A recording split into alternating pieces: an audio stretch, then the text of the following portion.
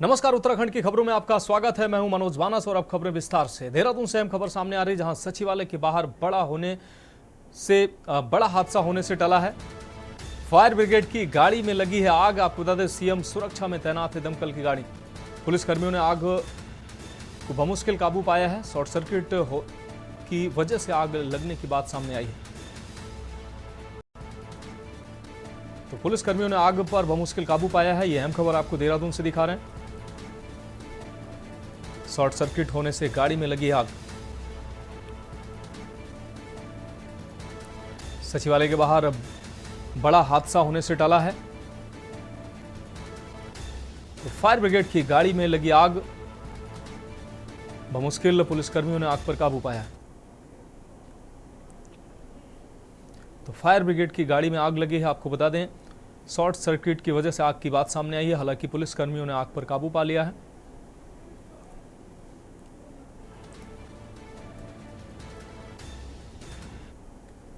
अब रुक करते हैं अगली खबर का। मानसून सीजन शुरू होते ही लोगों को जल भराव जैसी समस्याओं का सामना करना पड़ रहा है। आमजन की इन्हीं समस्याओं को सुनने के लिए जिलाधिकारी ने जनता दरबार में लोगों की शिकायतों को सुना है, जिसको लेकर उन्होंने कहा कि उनके पास आज 94 से ज्यादा शिकायतें आई हैं, जिसमें रूटीन समस्याएं, पेयजल, बिजली, पानी के साथ ही बारिश के दौरान नालियों का चौक होना, ये ऐसी तमाम समस्याएं आई हैं। उन्होंने कहा कि इसके लिए नगर निगम अधिकारियों को निर्देश दे दिए गए हैं।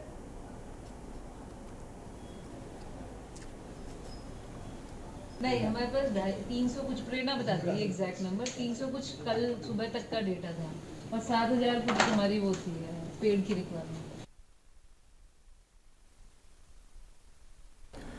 अगली खबर देहरादून से है, जहां सीएम धामी ने नए कानून को लेकर पुलिस मुख्यालय में अधिकारियों के व मुख्य सचिव समेत तमाम अधिकारियों के साथ बैठक की। इसके बाद मीडिया से मुखातिब होते हुए उन्होंने कहा कि सभी प्रदेशवासियों को बधाइयां दी।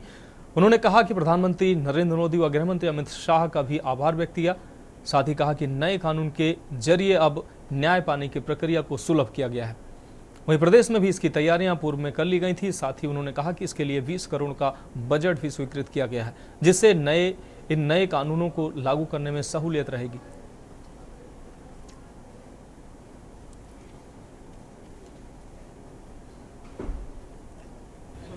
आज 3 नए आपराधिक जो कानून है वो लागू हो गए हैं रात के 12 बजे से, और विधिवत रूप से आज यहाँ भी प्रदेश के अंदर संपूर्ण व्यवस्था पहले से कर ली गई थी।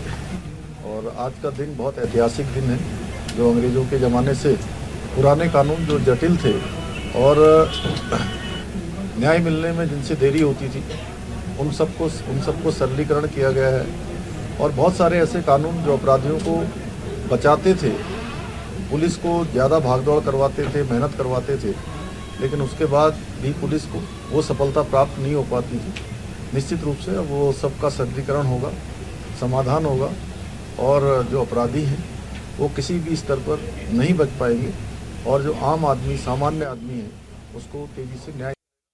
राज्य सरकार की तरफ से भी सारी व्यवस्थाएँ यहाँ पर कर दी गई है। 20 करोड़ रुपये का बजट भी इसके लिए जारी कर दिया गया है, पहले से स्वीकृत कर दिया है।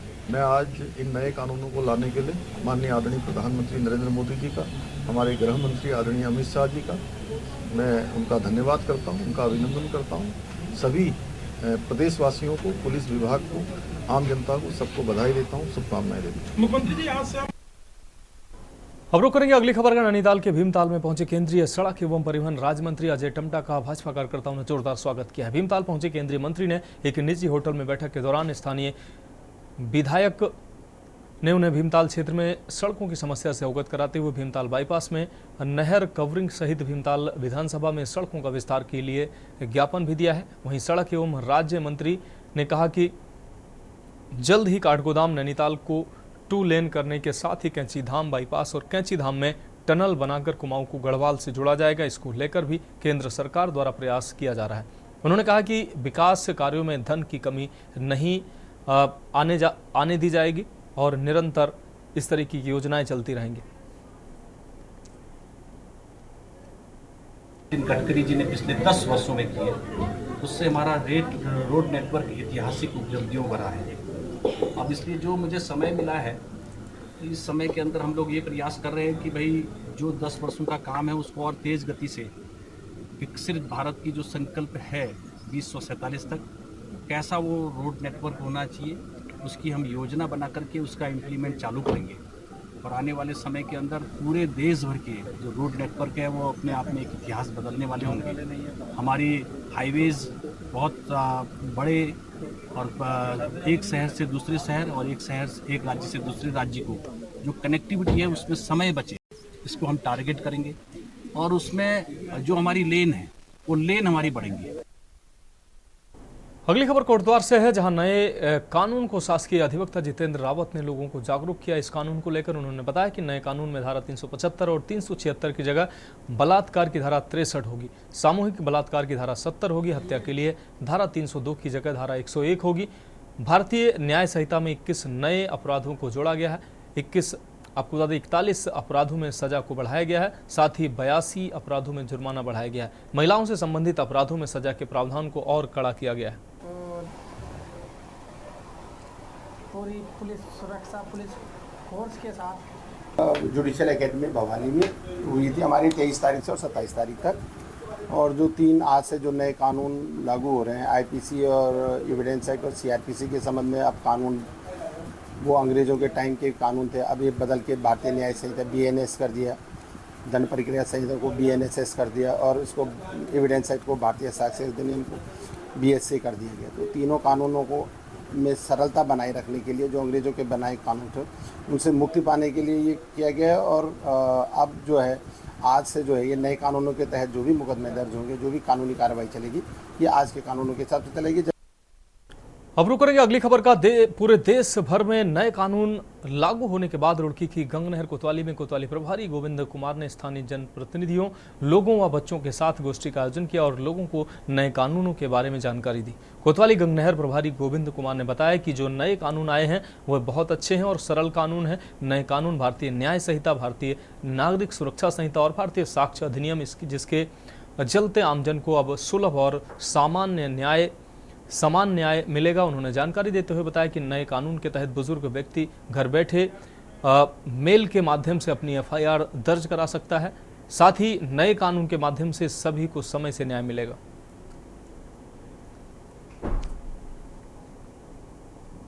जो नया कानून लागू हुआ है उस संबंध में हमने आज एक जन जागरूकता अभियान के तहत एक गोष्ठी का आयोजन किया था। उस गोष्ठी में स्कूल की बालिकाएं, छात्र और अध्यापिकाएं, ग्राम प्रधान और पार्षद और जो सम्मानित व्यक्ति थे वो सभी लोग को बुलाया गया था। सबको जो नए कानून के बारे में जानकारी दी गई और बताया गया कि भाई नए कानून में क्या क्या आपको सुविधाएं मिलेगी। जैसे कोई बुजुर्ग व्यक्ति है या कोई व्यक्ति थाने में नहीं आ सकता तो वो अपनी एफआईआर ईमेल के माध्यम से घर बैठे कर सकता है। तो ये सब सुविधाएं जो उसमें थी वो सभी को जानकारी दी गई और उनको बताया गया कि भाई जो नया कानून है बहुत अच्छा और सरल कानून है, सबको इसमें न्याय मिलेगा। और क्योंकि जो हमारा पुराना कानून था, ये जब अंग्रेज थे हमारे देश में 1860 में तब का कानून बना था, तो इसको चेंज भी करना बहुत जरूरी था। तो ये जो हमारी भारत सरकार ने जो ये नया कानून बनाया है बहुत अच्छा कानून है और सभी को इसका पालन करना चाहिए। बढ़ेंगे अगली खबर की ओर। नए कानून लागू होने को लेकर रामनगर कोतवाली में आयोजित बैठक में पुलिस क्षेत्र अधिकारी भूपेंद्र सिंह भंडारी एवं कोतवाल अरुण कुमार सैनी ने मौजूद विभिन्न राजनीतिक व सामाजिक संगठनों के प्रतिनिधियों को नए कानून की जानकारी देते हुए पुलिस को सहयोग करने की अपील की है। मामले में जानकारी देते हुए कोतवाली अरुण कुमार सैनी ने बताया कि नए कानून भारतीय न्याय संहिता, भारतीय नागरिक सुरक्षा संहिता और भारतीय साक्ष्य अधिनियम के तहत जानकारी दी गई है। उन्होंने बताया कि नए कानूनों में सजा एवं जुर्माने के प्रावधान की जानकारी दी गई है। उन्होंने साथ ये भी बताया कि आज से लागू नए कानून के तहत अब पुलिस पूरी मुस्तैदी के साथ इस कानून का पालन करेगी। उन्होंने सभी लोगों से कानून का पालन करने के साथ ही पुलिस को सहयोग करने की भी अपील की।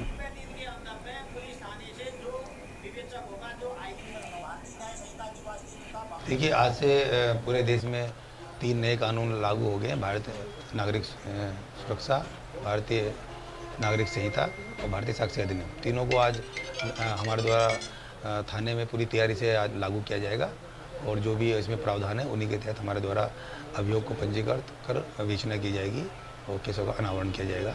वह प्रिवेंशन भी इसी के तहत किया जाएगा। अगली खबर हल्द्वानी से, जहां देश भर में लागू हुए नए कानून को लेकर उत्तराखंड में भी प्रत्येक जिले में पुलिस द्वारा जन जागरूकता कार्यक्रम आयोजित किया गया। नैनीताल जिले में हल्द्वानी कोतवाली में व्यापारियों और स्थानीय लोगों को पुलिस ने नए कानून को लेकर जागरूक किया। इस दौरान वरिष्ठ पुलिस अधीक्षक प्रहलाद नारायण मीणा ने लागू हुए नए कानून को लेकर व्यापारियों, गणमान्य लोगों को, आम जनता को जानकारी दी।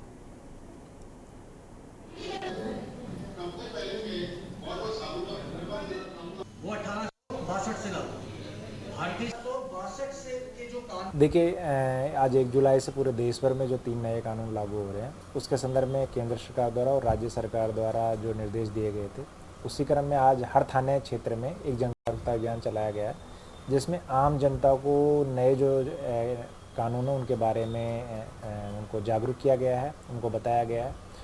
और इसके साथ ही जनता और पुलिस के मध्य एक संवाद आज किया गया है, ताकि जो नए कानून है वो जनता के न्याय के लिए केंद्रित हो और जनता को त्वरित एवं निष्पक्ष न्याय जो है वो सुनिश्चित किया जाए।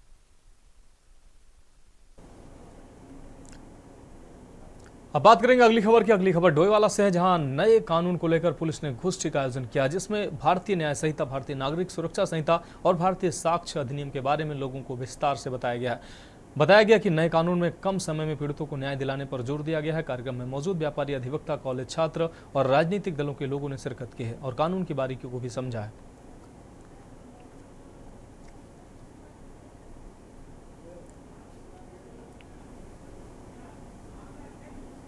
भारत सरकार और हमारे पुलिस मुख्यालय, हमारे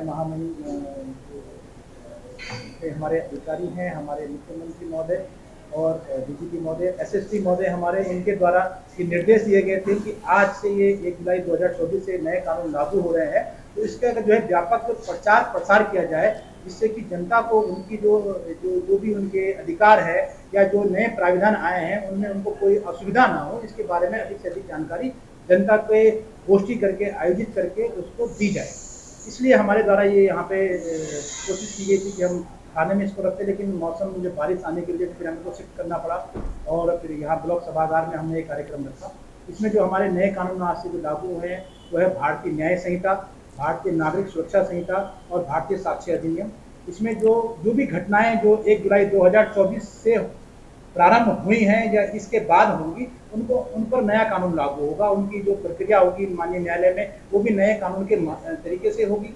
जो घटनाएं पुरानी हैं या रह गई हैं किसी कारणवश, उनका संज्ञान बाद में आता है या उसकी सूचना बाद में अगर हमारे पास आएगी, उन पे हम पुराने प्रावधानों के अनुसार ही चलेंगे। अगली खबर चमोली से है, जहां नए कानून के संबंध में जन जागरूकता अभियान के तहत सोमवार को विभिन्न विभागों, क्षेत्रों से आए जनप्रतिनिधियों, वाहन स्वामियों, व्यापारियों, महिलाओं, स्कूली बच्चों को जानकारी दी गई। इस दौरान एसडीएम कर्णप्रयाग संतोष पांडे, सीओ प्रमोद शाह, सहायक अभियोजन अधिकारी सुजाता आजाद द्वारा कानून के विषय में नागरिकों के अधिकार, कर्तव्य, कानून में क्या बदलाव हुआ है, इस विषय की जानकारी दी गई। आम जनता को जो कानून है, कानून की जानकारी दी, इसके लिए मैं आपका बहुत हृदय से आभार व्यक्त करता हूं। निश्चित तौर पे जुलाई 2024 ये भारतीय न्याय इतिहास में एक युगांतकारी दिन है। इससे पहले अस्तित्व में जो कानून थे, भारतीय दंड संहिता, दंड प्रक्रिया संहिता और साक्ष्य अधिनियम के रूप में लगभग 164 वर्ष तक रहे। इन 164 सालों में समाज की, व्यक्ति की और समय की आवश्यकताओं में आमूलचूल परिवर्तन हुआ है। जैसे सूचना के दिनांक, स्थान को लेकर समस्याएं थी, सूचना प्रौद्योगिकी के आ जाने से जो डिजिटल इंफॉर्मेशन है, डिजिटल एविडेंस है, उनकी उपयोगिता, उन्हें साबित करने के संबंध में जो कानून आए, जिसमें सबसे बड़ी बात ये कि डिजिटलाइजेशन हो चुका है काफ़ी चीज़ों का। इलेक्ट्रॉनिक मोड को इनकलकेट किया, इन्वेस्टिगेशन में भी हम इलेक्ट्रॉनिक मोड का यूज़ करेंगे। फॉरेंसिक साइंस को इंक्लूड किया गया है, सबसे बड़ी बात है। वुमेन और जेंडर सेंसिटिविटी पे काफ़ी ज़्यादा फोकस किया गया है, सबसे बड़ी बात मुझे ये लगी। और इसके अलावा बहुत से पहलू, जैसे टेररिस्ट एक्ट जो पहले हमारे पास नहीं था, पहले पिटी ऑर्गेनाइज काम हमारे पास। तो उत्तराखंड की खबरों में वक्त एक ब्रेक का है, जल्द हाजिर होंगे। आप देख रहे हैं के न्यूज, खबरों का सारथी। गोल्डी हिंग का तड़का लगे तो सभी दबा के खाते हैं। गोल्डी हिंग, कण कण में जान। आप देख रहे हैं के न्यूज, खबरों का सारथी। ब्रेक के बाद उत्तराखंड की खबरों में एक बार फिर से आपका स्वागत है। अब बात करेंगे अगली खबर की। अगली खबर हल्द्वानी से, जहां टैक्सी संचालकों ने शासन प्रशासन के खिलाफ मोर्चा खोल दिया। काठगोदाम क्षेत्र में आरटीओ और पुलिस प्रशासन के खिलाफ एकजुट हुए कार्यकर्ताओं का कहना है कि लगातार उनका शोषण किया जा रहा है, मनमाने चालान काटे जा रहे हैं। वहीं अब वाहन की छतों पर लगे कैरियर हटवाए जा रहे हैं। ऐसे में यात्रियों का सामान रखने में खासी दिक्कतों का सामना करना पड़ रहा है। चालकों ने कहा कि एक टैक्सी चालक पूरे मानकों के हिसाब से यात्रियों को सीटें उपलब्ध करवा रहा है, लेकिन पुलिस और आरटीओ मिलकर जबरन बेवजह कोई न कोई वजह ढूंढकर जबरन चालान काटने पर आमादा है। चालकों ने आरोप लगाते हुए कहा कि केवल उन टैक्सी चालकों का चालान नहीं काटा जा रहा है जो पुलिस और आरटीओ की जेबें भर रहे हैं, जबकि जो लोग पूरे नियम कायदों से चल रहे हैं उन्हीं को जबरन रोका जा रहा है। उतार दिया गया है। मेरे पास 9 सीटर गाड़ी है। इसको पर्यटक प्रदेश बोलते हैं। पर्यटक प्रदेश में आरटीओ फिजिकल वेरिफिकेशन करा के रोड में कोई पर्यटक 10 दिन के लिए यहाँ घूमने आता है। मेरी 10 बुकिंगें कैंसिल होगी। मैं आदि कैलाश की तरफ जाता हूँ, उनके सामान नहीं ले जा पाता हूँ। 2 बुकिंगें मेरी कैंसिल हो चुकी हैं। वो 10 उसके ट्रॉली बैग को मेरी गाड़ी में रखवा दे, जगह अगर होती है तो। और बाहर परमिट दिए जाते हैं। टेम्पो ट्रेवल भी 6 सीट 7 सीट में हम उसको चला नहीं पा रहे हैं। हम गाड़ी नहीं चला पा रहे हैं, हमारे सामान रखने की जगह नहीं। के द्वारा छत काटे जा रहे हैं, जो कि हमारे पैसेंजरों को बैठने में या सामान ले जाने में बड़ी दिक्कत आ रही है। पैसेंजर सामान, कोई भी फैमिली कहीं जाए 2-4 बैग लेके ही जाती है, वो सामान कहाँ रखे, ये परेशानी हो रही है। ऊपर से ग्राइंडर से काटा जा रहा है। दूसरी चीज़ फिटनेस जो हो रही है, फिटनेस सेंटर पे मनमानी रेट लिए जा रहे हैं। गाड़ी वाला अगर जाता तो उसकी फिटनेस पास नहीं हो रही है, दलाल के द्वारा करता है तो फिटनेस 8-10 हज़ार रुपये लग रहे हैं उसमें, और गाड़ी वालों को बड़ी परेशानी हो रही है इस चक्कर में। उत्पीड़न, बहुत ही उत्पीड़न हो रहा है गाड़ी वालों को। ये ARTO हल्द्वानी के द्वारा किया जा रहा है। हमारे साथ इतना बुरा अत्याचार हो रहा है। कम से कम आज 25 दिन से लोग बेमतलब चालान भुगत रहे हैं और हमारे छतों को कटर से काटा गया है। हमारे साथ इतना बुरा अत्याचार, इन्होंने एक ही राज्य में 2 कानून पास किए हैं। एक तरफ से हमें रोज़ पुलिस परेशान करती है, एक तरफ से हमें आरटीओ परेशान करता है। सर, हमारे बच्चे यहाँ पढ़ते हैं, कैसे हम पूरा करेंगे बताइए।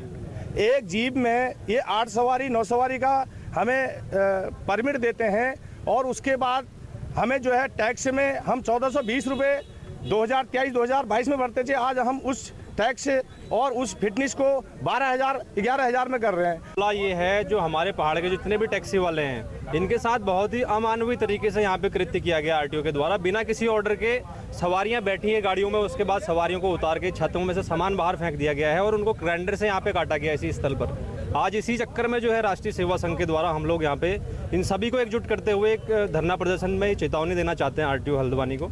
जो छतें इनकी काटी गई हैं वो आज यहाँ पे वापस होंगी सभी की, और आगे जो ऑर्डर है, ये एक राज्य में 2 कानून नहीं चलेगा। अगली खबर लाल कुआं से है, जहां पहाड़ों में हो रही मूसलाधार बरसात के बाद अब मैदानी क्षेत्रों में भी बरसात ने अपना कहर बरपाना शुरू कर दिया है। तेज बरसात के बाद काशीपुर रेल लाइन की ओर से पानी के सैलाब से हड़कंप मच गया।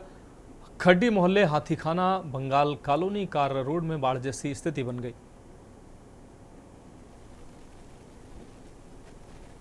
मॉनसून का आरंभ हो चुका है। उत्तराखंड में जगह जगह बारिशें हो रही हैं, लेकिन अगर हम बात करें वहीं लाल कुआं की, तो लाल कुआं में इस समय रात की बारिश से ऐसा माहौल बना है कि हर तरफ जल भराव हो चुका है।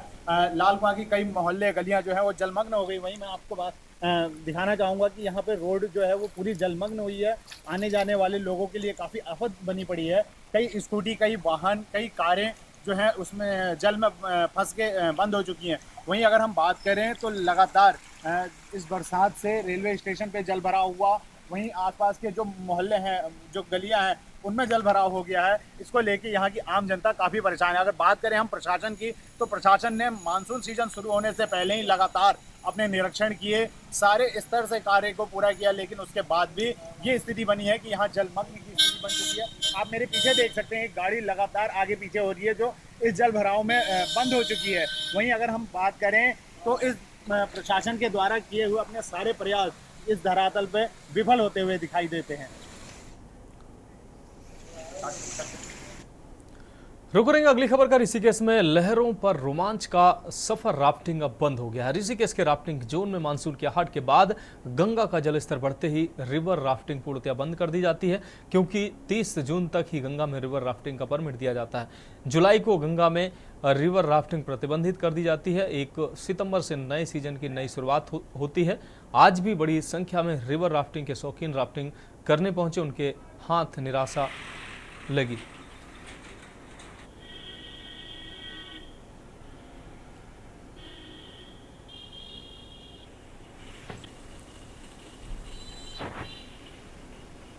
सरासर ही गवर्नमेंट की परंपरा है कि 30 जून तक बारिश का मानसून से आते ही एहतियात के रूप में राफ्टिंग को प्रतिबंध लगा देते हैं 2 महीने के लिए। इस बीच हमारी लाइसेंस की कार्रवाई भी हमारी पूरी हो जाएगी और इतना जल स्तर भी कम हो जाएगा, क्योंकि बारिश में मानसून में पहाड़ों पे बहुत ज़्यादा बारिश होती है तो दुर्घटनाओं की संभावना बढ़ जाती हैं।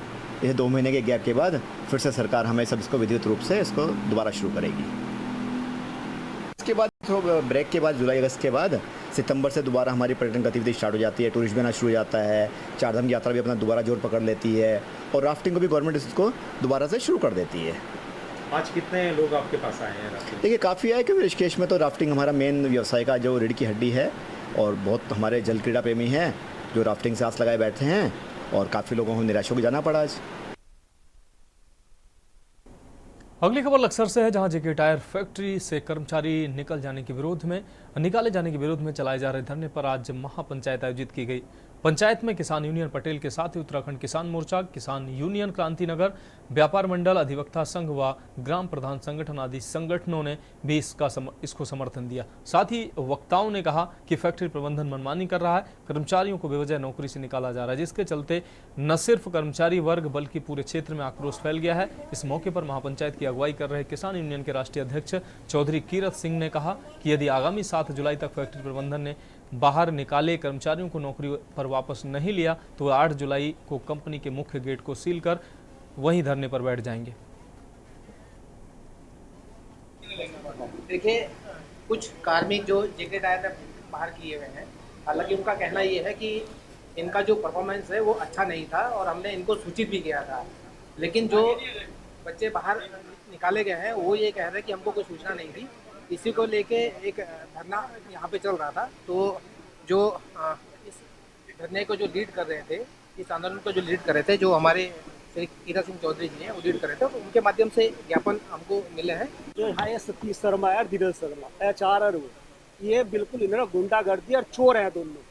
दोनों ने इस फैक्ट्री का नाश करना सोच लिया। जिस तरह से ये 15-15 साल नौकरी करते हुए कर्मचारियों को निकाल ले, ये मजबूर कर रहे हैं यहाँ के लोगों को कि यहाँ का किसान इनका इलाज करे और इन्हें धरती में दे दे।